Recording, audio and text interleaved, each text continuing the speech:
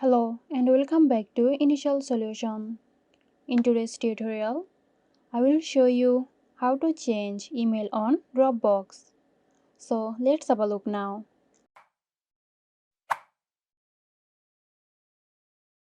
Go to Dropbox website and sign into your Dropbox account using your current email address and password.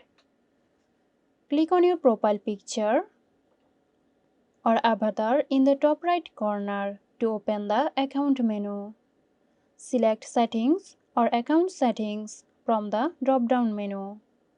Under the General tab, you will find the Email option.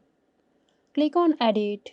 Now enter the new email address you want to use for your Dropbox account. Dropbox will send a verification email to the new email addresses you entered.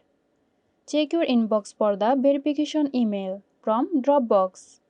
Open the email and click on the verification link provided to confirm and verify the new email address. So that's it.